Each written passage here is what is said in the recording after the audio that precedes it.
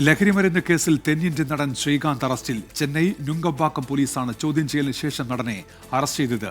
Srikanth cocaine വാങ്ങിയതിനും ഉപയോഗിച്ചതിനും തെളിവുണ്ടെന്ന് പോലീസ്.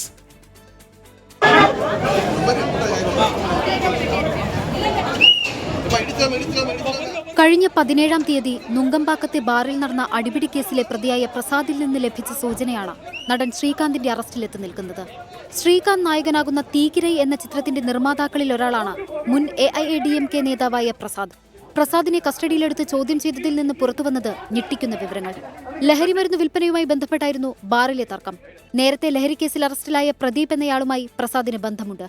പ്രദീപ് പ്രസാദിന് കൊക്കൈൻ നൽകിയിട്ടുണ്ടെന്നും ഇത് ഒടുവിലെത്തിയത് നടൻ ശ്രീകാന്തിന്റെ കൈകളിലാണെന്നുമാണ് തെളിവുകൾ സഹിതം പോലീസ് കണ്ടെത്തിയത്. പിന്നാലെ ഇന്ന് രാവിലെ ശ്രീകാന്തിനെ ചോദ്യം ചെയ്യാൻ വിളിച്ചു. വൈദ്യപരിശോധന നടത്തിയ ശേഷം താരം ലഹരി ഉപയോഗിച്ചിട്ടുണ്ടെന്ന് വ്യക്തമായതായും പോലീസ് പറയുന്നു.